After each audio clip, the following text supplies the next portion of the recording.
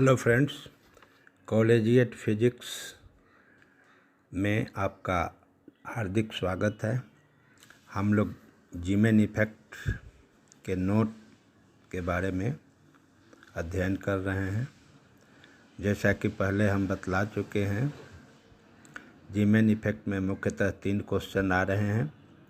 पहला question note के purpose से होगा, व्हाट इज़ जीमेन इफेक्ट। दूसरा क्वेश्चन नॉर्मल जीमेन इफेक्ट के बारे में है और तीसरा क्वेश्चन एनोमलस जीमेन इफेक्ट।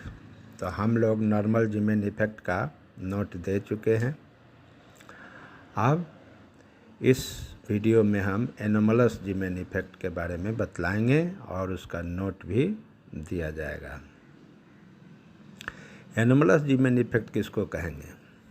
ये तो आप जानते हैं कि जब सोर्स ऑफ स्पेक्ट्रल लाइन को मैग्नेटिक फील्ड में रख देते हैं तो स्पेक्ट्रल लाइन स्प्लिट कर जाता है।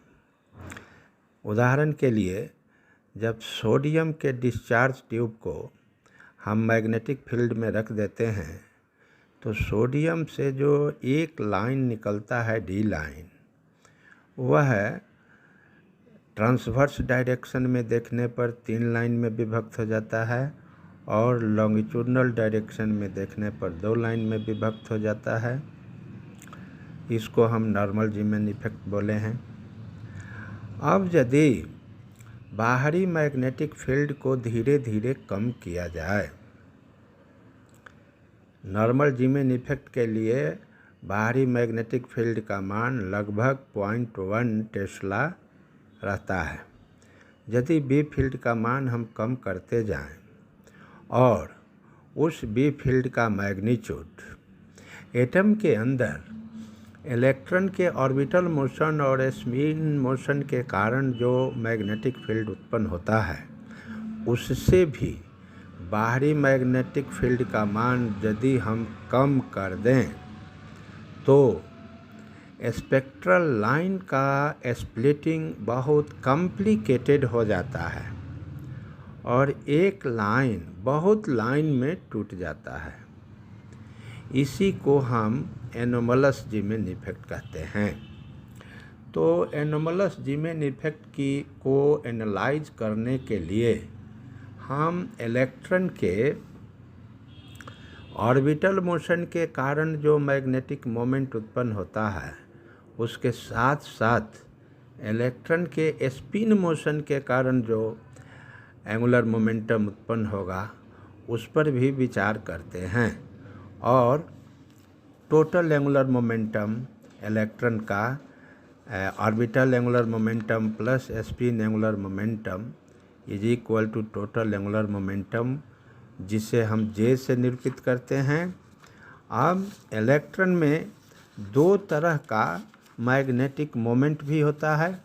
एक मैग्नेटिक मोमेंट होगा उसके ऑर्बिटल एंगुलर मोमेंटम के कारण और दूसरा मैग्नेटिक मोमेंट होगा इलेक्ट्रॉन के स्पिन मैग्नेटिक मोमेंट के कारण।